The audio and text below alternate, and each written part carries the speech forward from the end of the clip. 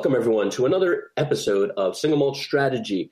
This is going to be the interview episode, and today I have the legendary Fury Software with me today. I have Hubert and Bill. So welcome, guys. How are you guys doing? Hi, yeah. Great. We're fine, thanks. Great. Thanks for having us. Thank you guys for coming on the show. I really appreciate it. You guys have just released, actually, when you guys are all listening to this, it's going to be a couple weeks later, but you guys just released Strategic Command World War II, World at War. And how do you guys feel? I wanted to get your initial impressions because the game just came out a few days ago. You guys must be kind of stoked. Go ahead, Bill. Yeah, definitely. I mean, there's a long build up to obviously to release, and you hope it's going to go well. And my feeling is that yes, it's been the last few weeks, months have been a lot of work for us, tiring, but it's gone well. It's good to be now on this side of it. Obviously, there's feedback coming from the community, but it's great. We've definitely had more stressful releases, so I think things are in a good place to obviously improve it further. But yeah, it's good. Yeah, I think for us, I think this is probably our best release. We've always been under the gun to get things done. Sometimes some features haven't been fully completed, just from the time crunch, and everything's in place, and it seems to be very stable. So that's always a nice, I wouldn't say surprise, because you always want the game to release to be stable, but it's come out really well, and players seem to be really enjoying it. So yeah. So I'm kind of curious, when did you guys start developing Strategic Command 2? I know there was a previous Strategic Command that was in the mid-2000s. When did you guys start development on this new engine that you guys have been working on? I think that goes back to 2013, I think. Does that sound about right, Bill?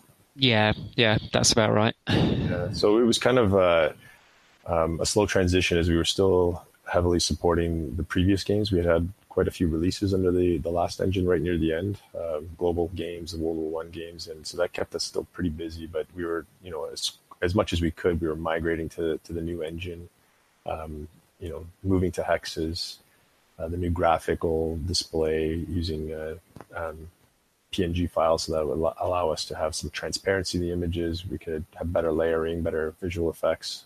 It just took time, but yeah, I think around 2013, late 2013, we started there.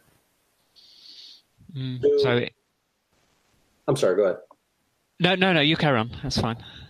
The one thing that I wanted to ask, what elements and features did you guys bring over from the first engine to this new engine? So if a person, is a big Strategic Command 1 fan and he's kind of on the fence, should I go to Strategic Command 2?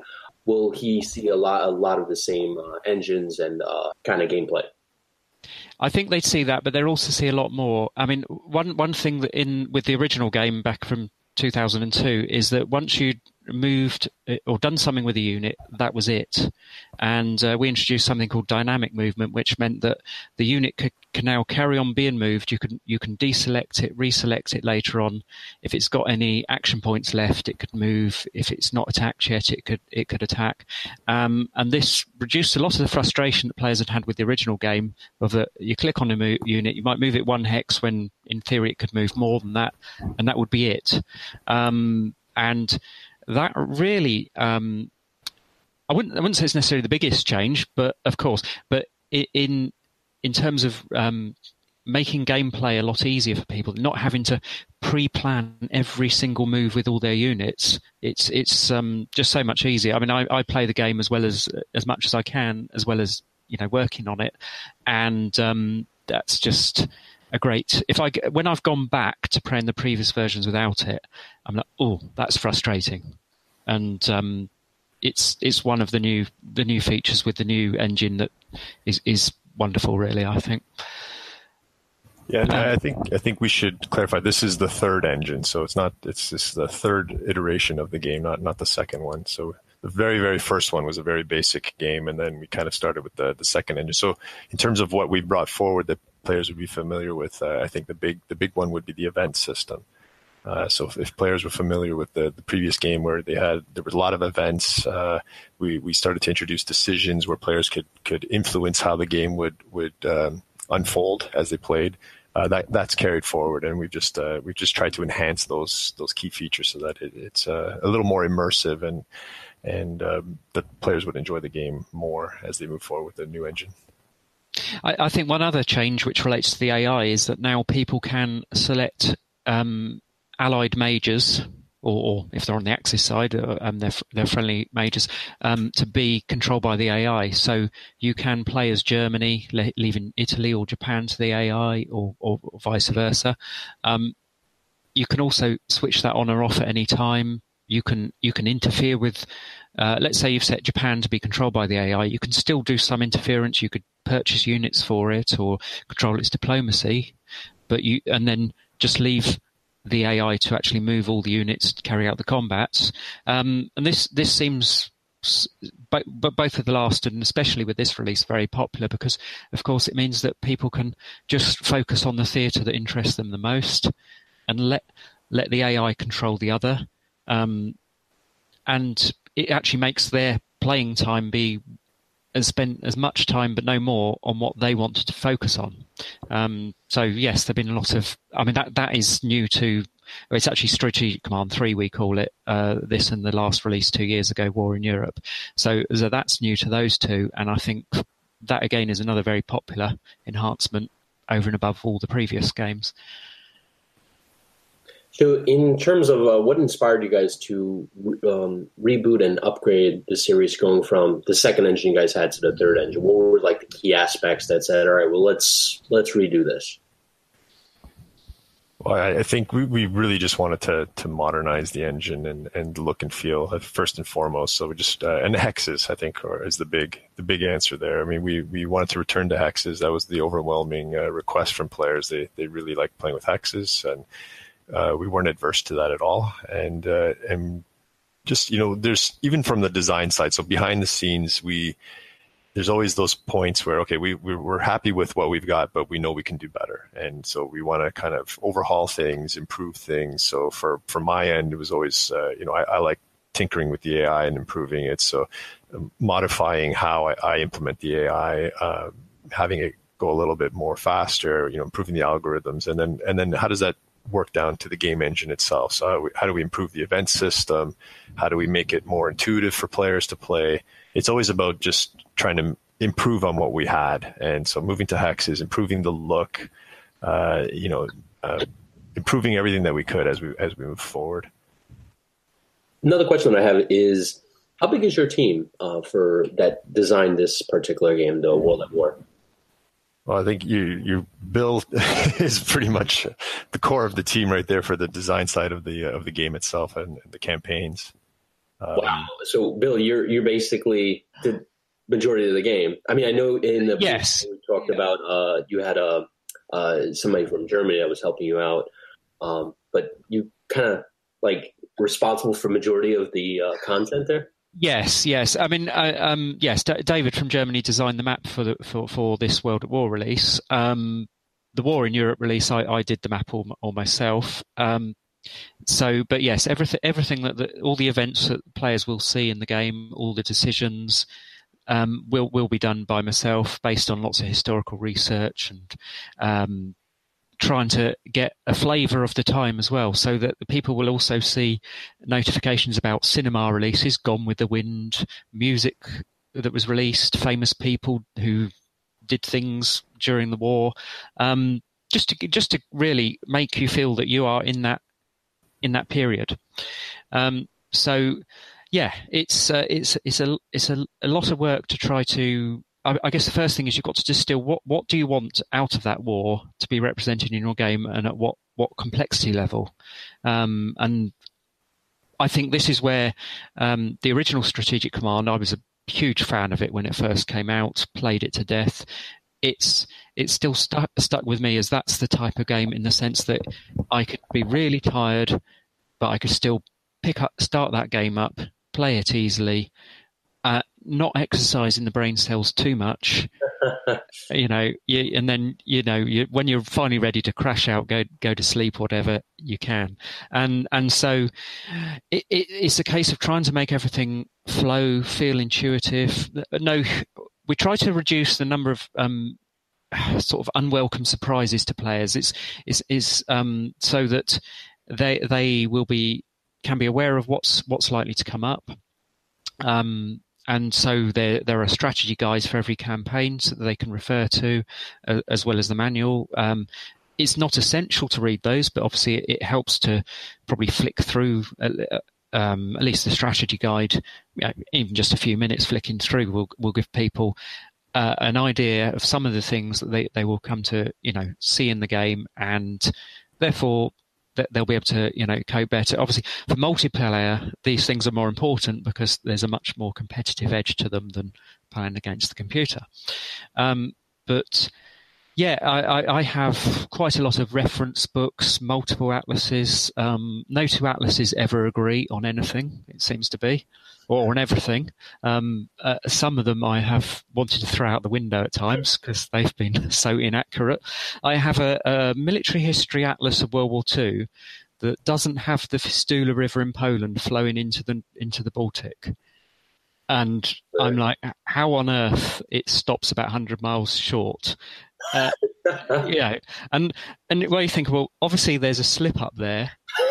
What else is wrong? And it is such a massively detailed book that it's rather frustrating when you find such a colossal error in it.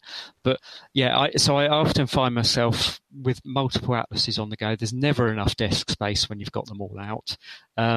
Plus, things like Google Maps and lots of old maps that you can find on the internet, and some beta testers do actually send me things occasionally. They'll find old decent maps, because the ideal would be to have a sort of a military style atlas from 1939, one that actually isn't for field operations at a really low level, but the one that it shows you all the essentials. Where are the key forests? Where are the key roads? Where are the key railways, etc. And you have to interpret multiple sources and think, what's actually important for the game? Where do we want the bottlenecks so that where movement will be slow? Where do we want things to flow? What are the key towns, cities that we want to represent? And depending on the scale, determines how many you can actually do. So there are always, when you're designing a map, there are always decisions you have to make as you go. Okay, there are two places very close together, both got ports. Which one do we represent? Because sometimes they're so close. Calais, Boulogne, Dieppe, places like that. You can't show them all. So yeah, it's good brain exercise designing a wargaming map, and yeah, it takes months and months of work. So, but ultimately, you end up with a tool that can be used, and modders, will develop it for their own games. Sometimes set in different historical periods. So, yeah, it's all great. Once that work's done, you've built the basis for not only your game but for multiple games that others will take up. And we have a great modding community who are, busy designing their own versions of World War II, where they have slightly different thoughts on what should be more represented or less. There are games set post World War II by Harry Kellogg, who writes alternative history novels, who's done a scenario set in 1946 when the East and the West go to war. And so effectively what we've done is build a foundation for those people to, get designing off their own back, and other people design their own artwork. So it's great, and I love seeing the art designs that come out. Some of them are absolutely fantastic, and I will put them up on social media, the ones that really stick out, because I think they deserve credit for their work. Sorry, if I can just add to that, I think it's a pleasant surprise for a lot of players when they see that we've included the editor with the game release, and then they're also pleasantly surprised when we tell them this is the same editor that we've used to design the campaigns that you are playing, and it's that powerful. So you have a lot of flexibility, and you can do a lot of changes, mods, whatever you'd like to do, and so to Bill's point, it's opened up the world to a lot of modders, to a lot of players that really like to tinker with the game. They're not satisfied with the way we've set up the game, and they want to change it themselves. And it's important for them to do that. And it gives us a lot of opportunity to see some really interesting designs, alternative designs, and it gives us things to think about as well. So it's been great. It's a great tool, and Bill's work, it's an incredible amount of work to do the details on those maps, to design the maps, and I think as players start tinkering with the editors, they can appreciate that as well, because they can see, oh yeah, that does take a long time, or it's not as easy to change and adjust, but they have the opportunity and they have the choice to do so. It's also, I think, a lot of the editor is very easy to use. And I mean, personally, I got into modding for Strategic Command 2. I have absolutely no background in computing, anything like that. It was just my enthusiasm to see if I could design something myself. That obviously the games that I felt weren't, or scenarios that weren't on the market in the style that I wanted, and I jumped right in, and I was amazed at how quick and easy it was to start knocking something up. Obviously, polishing it takes a lot longer. But to go from an idea of doing a campaign to having something that you can start play testing to feel, is this right, in a matter of half an hour or less. Really just to get the essential feel of something, it takes no time at all. And that half an hour includes just knocking up a very quick map. You tweak it, you polish it later. But to start play testing it out. Does it feel right? Is the scale right? Can this work? Takes no time at all to get the start process underway.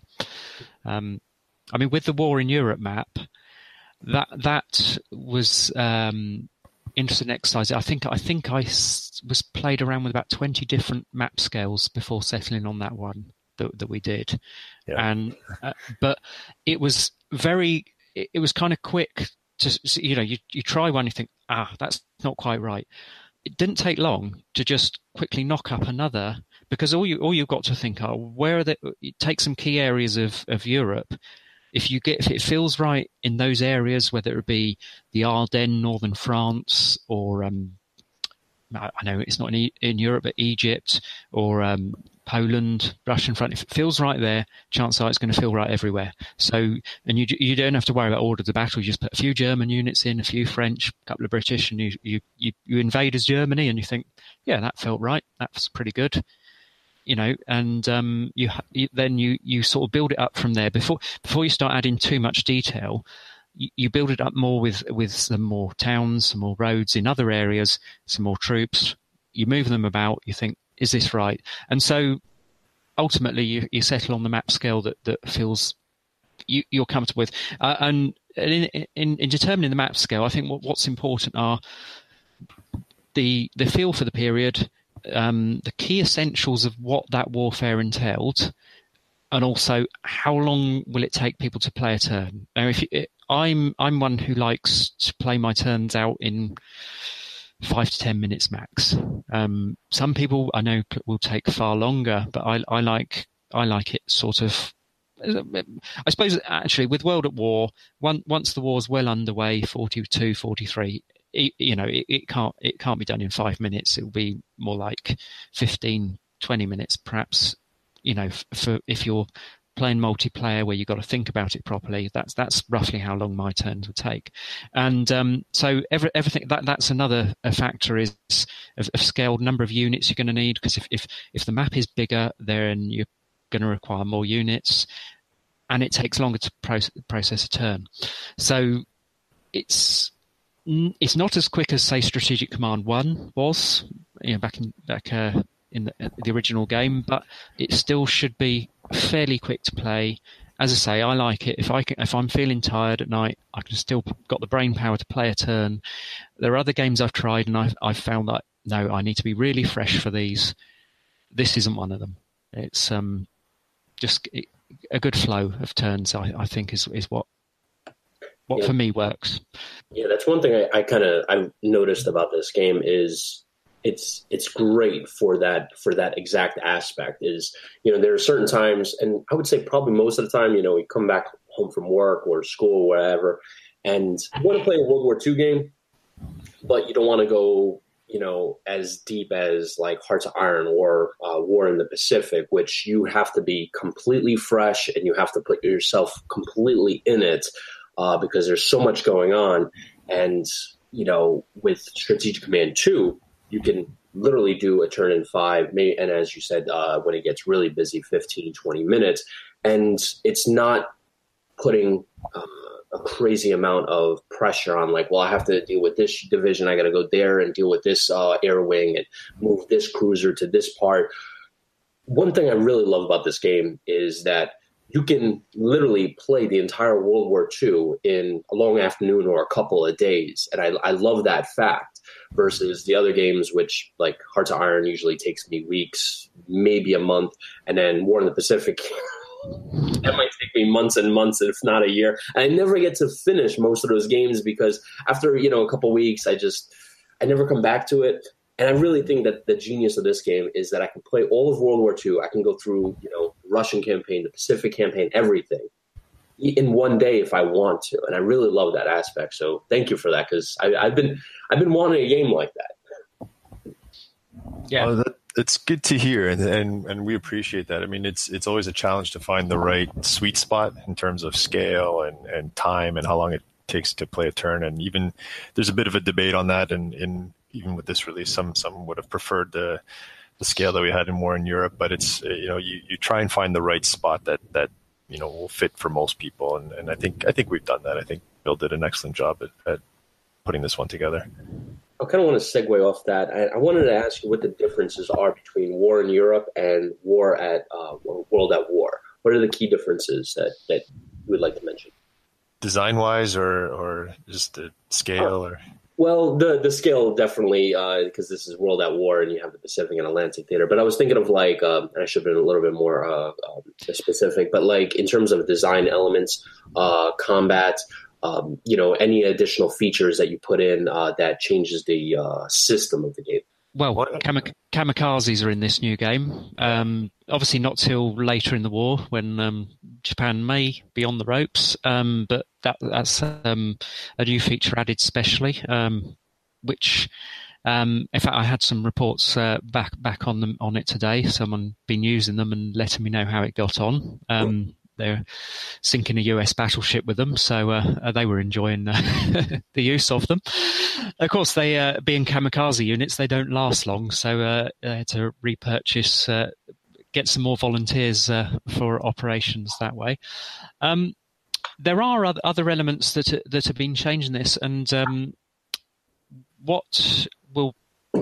I mean, I think going back to your original question of what's the difference between War in Europe and World at War is due to the scale, it's the focus. So you can have more detail in War in Europe about the Polish campaign, the French campaign. There are some more units. There are. I did drop a few events from that, well, rather than import them into World at War, because I felt that they were very much more particular to the European campaign. Not many though, but it is really a case of, if you want to feel the whole of Second World War, World at War is it, and it's. I think you're probably spending roughly the same amount per turn for both once War in Europe gets well underway. But of course you've got this greater strategic potential with World at War, because the Axis, while Germany and Italy are far away from Japan, there are things that they could potentially do to assist each other. Now, one thing, of course, the great unknown is if Japan had invaded the USSR in late 1941. How many units of the Red Army might that have tied up? The impact on Soviet economy of having to obviously send munitions to the east rather than all to the west. that's perfectly plausible to be tried here. I have seen players who are German invading the Middle East, and they've got the Japanese having a good go at India as well. So there's a potential link up there. And other what ifs. I mean, the Japanese could try invading North America. Not sure it will go well, but that is something that I hope players will try and experiment with. But the potential there, of course, is the tying up US resources for a while, preventing too many being sent to Europe. So if the Axis are doing well in Europe, well, maybe they can carry out Sea Lion, maybe they can knock out the USSR.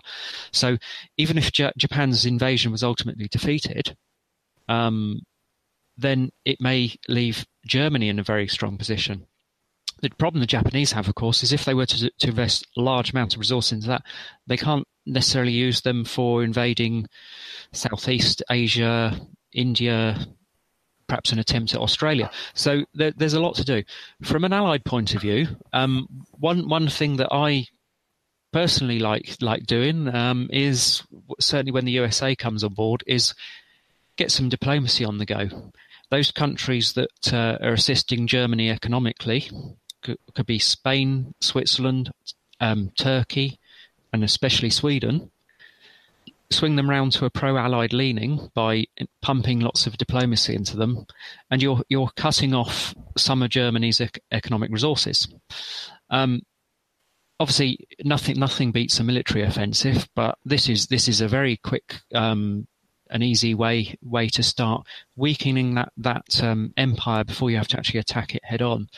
So that's another thing. I mean, where the US strikes doesn't have to be Operation Torch. It could be land in Portugal, take Spain, advance into France that way. It could be launch an invasion of northern Germany. Norway is a place that gets fought over. Multiple options. Obviously, we all know the historical path, but there's plenty there. Or go for a Japan first strategy, rather than historically went for Germany first. So I think there's a lot there. So the strategic options between the game are very different. What was the most challenging aspect of designing and developing this game? That's a good question. Yeah, might need to think about that one. I'm not sure it was as challenging as War in Europe or our World War I games. I think they were more mentally, especially the World War I game. That was far more the most mentally challenging I've probably done. Apart from when I designed a Franco-Prussian war scenario, which we released as part of the World War I package. That was because that was daily turns on a much larger scale map, very operational campaign. That's probably the most different that I've done so far. For this release, I don't know. It kind of flowed. Obviously, while you're designing, there's a constant thought process going on of checking, does this feel right? I mean, getting the number of units right. You don't want too many. You don't want too few. Getting the movement ranges, the air attack ranges. But they're all details, and it's so easy to tweak them that if you find something's too much, too little, you just try something different and see if it works better. So this actually had far less challenges than some of our other releases, which is great. Yeah, and one thing that we did have more on my end was we wanted to update the code a little bit to better support localization and different languages and players playing in different languages. So in our previous release, there was no crossover between a German player playing in German versus a player playing in English if they wanted to play multiplayer. The game didn't handle that, didn't support that. So on the back end, we had to update some of the code, and also we moved to Unicode to better support special characters in different languages. So now the native text appears as it should in each language, and when you play multiplayer, it's seamless. So I can play in English against a Spanish player, and they'll see everything in Spanish, and I'll see everything in English. And so it opens up to more opponents, it opens the game up to just more international play. And so that was a bit, just to get that right in game. We had a couple of hiccups when players were playing, or some odd messages. The way I had to recode it, we were getting kind of the coded messages as opposed to the localized text. And so that was just a little side interesting challenge that we had to get through, but it seems to be working quite well now. It's a lot easier to update changes now, because with the War in Europe game it was, because there were 6 campaigns, 4 languages, there were 24 campaigns that needed to be updated if we changed any features, details throughout the game. And just even the smallest change could take like an hour because you had 24 campaigns to do it in. The fact now that there's just one set of campaigns, if we're changing any text, yes, that does take a little while. But yeah, it's streamlined things immensely. So I would say, in terms of challenges, updating War in Europe was a lot of work.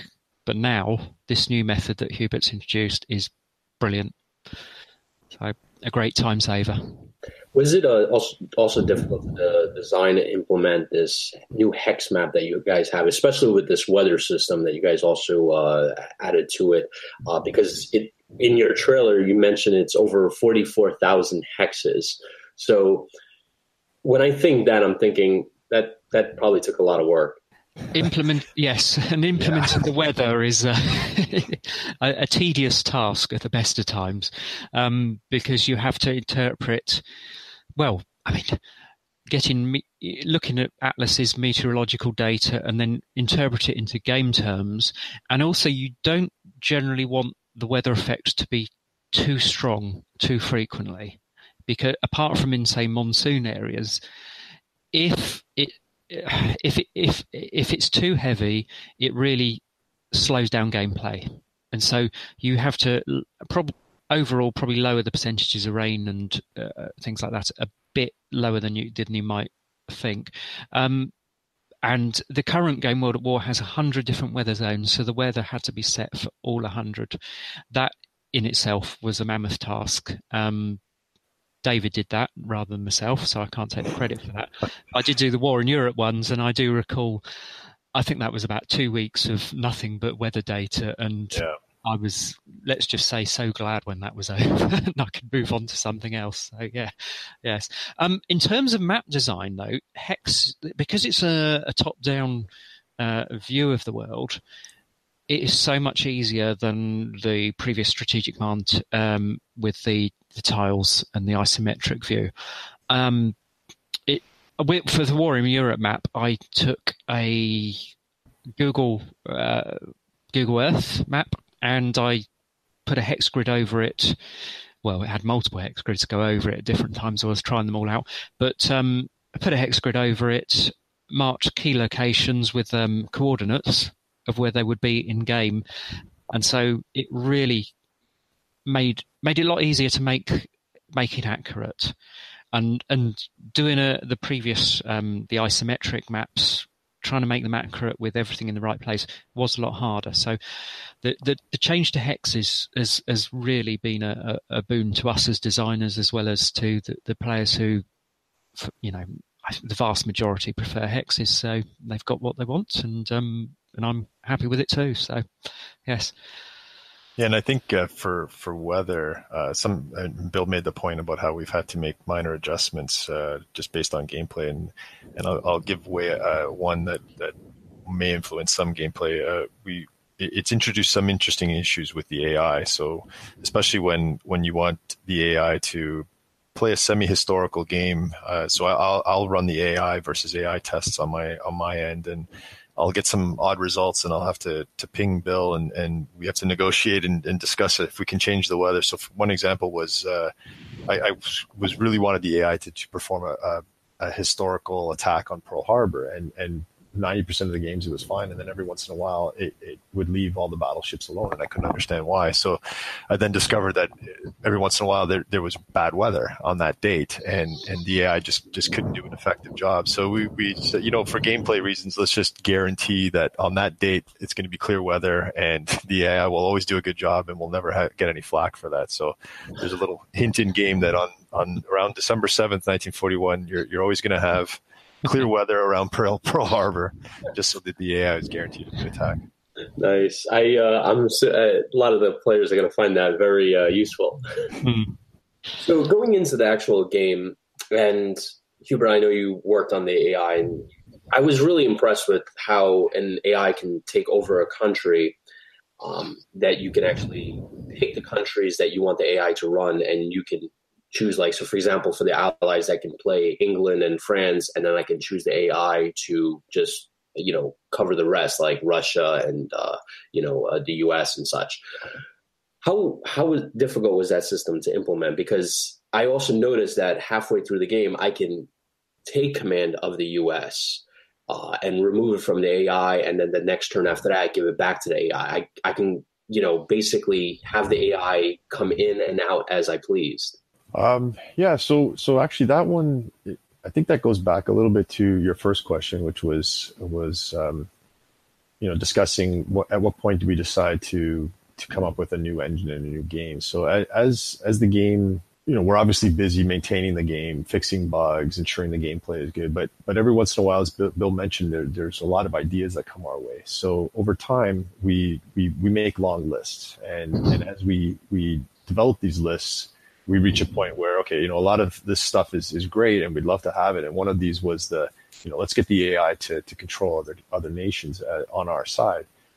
We reach a point where it doesn't make any sense to continue to develop within the current engine, and it's time to make a clean break. So for this one here, in theory, it could have been done, at any time, because the way the game engine is set up, the way the AI is set up, I've scripted a lot of the logic for the AI, and it's on a per country basis. So you have, there's logic in place for what the UK needs to do. There's logic in place for what the US needs to do, and so on. And as we reached the point where, okay, it was time for the clean break with the new engine, and we've implemented all these ideas, the idea then was let's take advantage of the fact that, the AI is already scripted and knows what it needs to do for these different countries. And let's just change how we turn it on and off. So whether you're playing your side against the full AI side, or whether you want the AI to control your country, it was technically already in place. We just needed to, instruct the game to understand that it's going to be controlling those countries on your side and playing against the other countries. And it's turn-based, so that helps, and it works out well in that sense. So it was a little tricky to get it just right, but once it was in place, once the engine was updated to understand when it should be firing those AI scripts, it was essentially trivial at that point, because it already knew how to fire AI scripts. It just had to fire it on the right side. In regards to the decision and event system, how was that implemented in this game versus the other previous games? It's similar. So it's similar. I think we've just and on the coding side, we've just expanded and made them a little bit more powerful. Because again, there's always options and ideas that players will throw our way, and that'd be great to do. And so for the decision events, which is I think one of the best features that we've added to the game. It allows you to link to all the other events. So we have a linking system where if you make a decision, it then can percolate down to all the other events and influence how we control other events in the game. So there's a lot of familiarity, but it's just I would say on the coding side, we've just enhanced them to make them a little more powerful. And then Bill, after that, works his magic to implement them in game to enhance them even further and make them more interesting through his development designs on his design side. Just to add to that, one thing that we did introduce was so decision events can trigger other events. What we also introduced was, and this was a response to feedback, is a a facility to introduce benefits or penalties from declarations of war that would do more than just diplomatically move a country against you or for you. So, for instance, if anyone declares war on Switzerland now, they're going to suffer national morale penalties because their populations will think, why are we going to war with Switzerland, which was historically neutral, has been for a very long time, and other things like that. So a declaration of war can also now trigger a sequence of events if desired. And so that there are quite a few of these in-game. It's essentially to penalise countries attacking what were historically neutral or allied countries to them. So if people want to declare war on, as I say, Switzerland, if the UK wants to declare war on Ireland or South American countries, there are penalties to doing so that couldn't be done years ago. And I do recall that it was something that a number of people were constantly saying, it shouldn't be allowed that you can do this and there's no penalty, because once everyone was in the war, diplomatic penalties they were just irrelevant because there was no one left to be diplomatically penalised effectively. So that is another. It's related to the decision events in the same sense that it can fire the same set of code off, and that's proven rather useful as well. But in the game there can be whole sequences of events that one triggers another.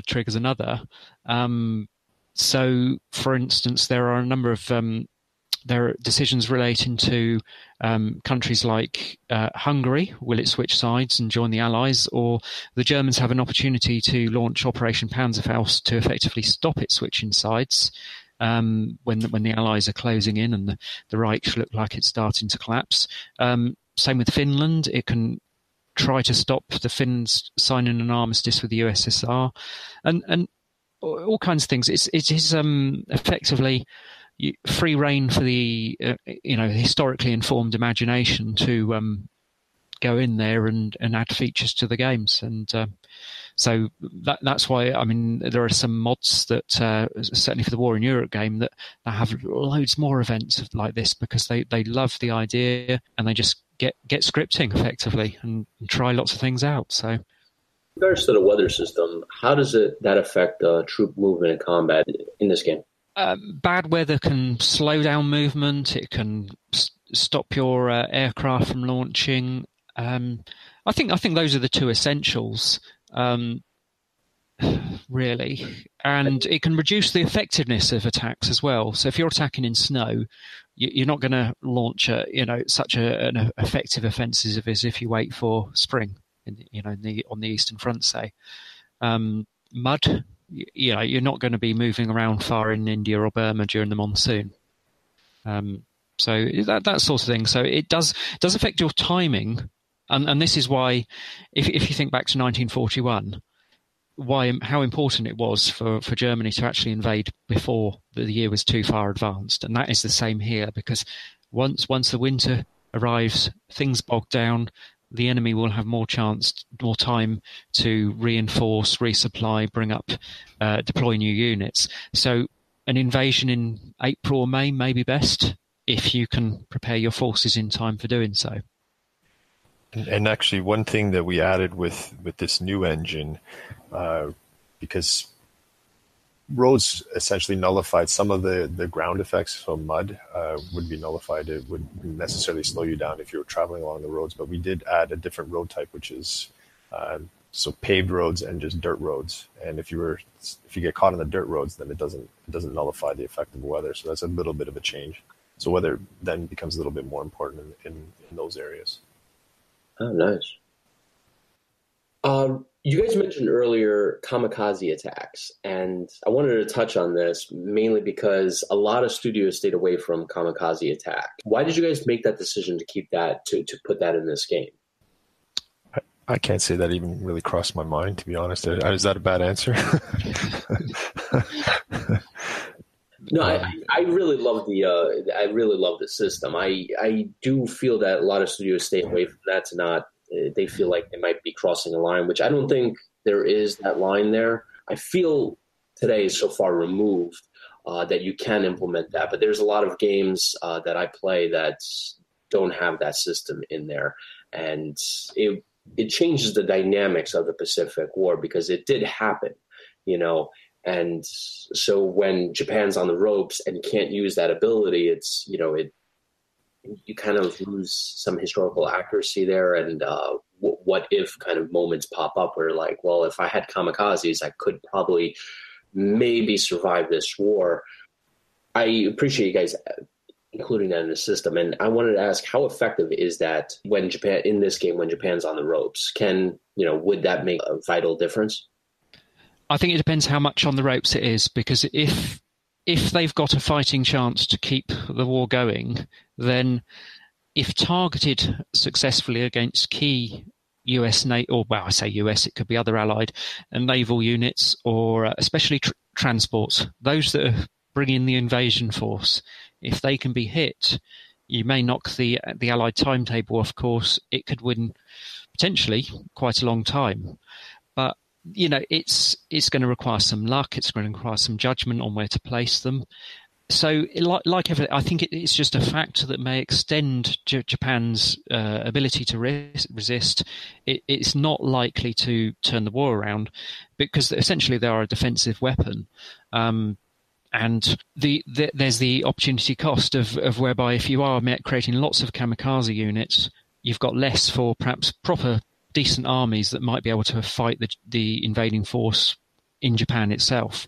So what you do, that's the player's choice. But I do think they provide a useful bonus for Japan's defensive capability over and above what we've had in previous games.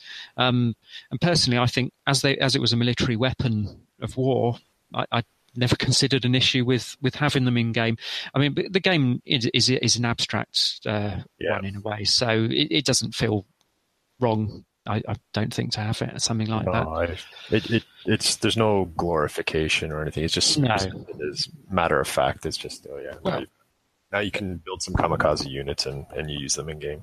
Yes, I was going to say, in addition, the Japanese can field home guard units, it's all a question of. I mean, they may want to fortify some key positions in Japan, build up a reserve of income, because you're going to need it for replacements. Because once the Allies start taking places and start cutting off the convoys that supply Japan's income is going to fall dramatically. So, really, how important it all depends on the overall military situation and how long holding out for is going to help the Axis. Now there are three shorter campaigns included in the release, which they all end in August 1945. If the Axis can hold out at that point and still hold some decent positions, they can get what would be classed as a victory. It's not going to be a decisive victory. So if they don't do really well in the first years of the war and conquer loads of places, there still can be a reason to play on to see how well they can do. Can they hold out better than historically? And I think that's important. That's something that we haven't always had in previous releases. But personally, I've always loved the later war period. Give me a scenario starting in 1944. I would want to play it as Axis. I would want to see, can I do better than they did in real life? And is it worth launching a Battle of the Bulge, or just Japan invading India like they tried in 1944, or would you switch to more defensive? Would you actually pull back in various areas, leave areas that aren't economically worth holding to a more concentrated core? Things like that. They're now, I think, worth doing in these scenarios, and see how you get on, really. And if you can still be holding Berlin in August 1945, then you've done better than they did in real life. So I think that's one of the. I completely agree with you on that. I really love the fact that you can. I really love end game scenarios. So there's a couple of games that I really enjoy. Like it was the Civil War II. They have the Bloody Road South, where you can actually play as the Confederacy in the last year or two of the war, and try to see, can you last longer than they do. So yeah, I'm assuming somebody's probably going to design a campaign or a scenario for that in this game. So that's going to be really awesome. I would love to play that. Yeah, I'm a big fan of that sort of end of war thing too. And my favourite of the war in Europe, but one of them was the 1944 campaign. And I would played it in multiplayer as Axis, and I quite enjoyed doing better than the Germans did historically. But it's good to have that challenge, and it's also a different way of approaching the war. So the game gives more than just the 1939 campaign, which I think most people dive into to start with. But there's a lot more there. The mid-war ones can be good fun too. Regarding this engine that you guys made for the game, what other conflicts in history do you feel that you can apply this engine, this type of gameplay for, which would be like more perfect for it? World War I for sure. Yeah, I think anything first half of the 20th century is certainly possible. As I say, I did use an earlier version for a Franco-Prussian War campaign. It took a lot of thought, though, and a completely different scale. I think the problem you have with pre-20th century warfare is that while the strategic movement might take place in a large area, the battles are actually fought in very small areas. So, of course, switch to the 20th century, it's all taking place over much greater areas. So the engine is absolutely perfect for that. Just requires more thought to get right for earlier periods. And there are people who are currently having a go at designing games for earlier periods using this engine. There's a Conquistador campaign. Oh, wow. And a Napoleonic one. So I think they have potential. It's all about just getting the right ideas, the right scale. Yeah, and I think early Cold War would work as well. Yes, definitely. Yeah. Probably more than early Cold War, but there may come a point once you hit the later years of the 20th century when it doesn't feel quite so right, perhaps without some changes to it. Yeah. Would modern combat work with the engine like this, utilizing like nuclear warfare? Well, we don't really have nuclear option in the game. Not a formal option. We do simulate it with events, but or atomic events. I think you could simulate battlefield nuclear weapons, but not so much the launch of missiles from the US to hit cities in the USSR and vice versa. That would have to be event controlled. Yeah, but it's perfectly plausible. I'm going to kind of segue into the modding aspect of this game. You have this event and decision system. And because you have this system, there's so many different outcomes for World War II to happen. But even after you finish all that, you have this huge modding community and this modding editor that you can create, as you were mentioning, somebody's making a Conquistador and a Napoleonic campaign. How deluxe is this campaign? I know you touched on it a little bit before, but I wanted to see, like, is the sky the limit with this modding tool? I would say it's very close to the limit. Yes. I mean, there's not going to be an engine that doesn't have limitations, but the amount that someone can do with it is pretty phenomenal. So yeah, I mean, as we say, you can take a different period. I think you just need familiarity with the engine. So if you're familiar with, say, playing World at War or War in Europe releases, if your mind starts thinking about, okay, how could I do whatever war it might be, say Napoleonic, and you just have to think, okay, what works, what needs a bit of rethinking. So, for instance, the roads in Napoleonic times are all going to be, I would think, largely dirt roads. So you're going to have that will affect the tempo of operation. So you need to get the speed of movement right for that period, where of course there's no motor vehicles. It's all about putting your mind. So having a knowledge of what period or war you want to cover, putting your mind to what already works, what needs changing. But within the editor, you can change so much.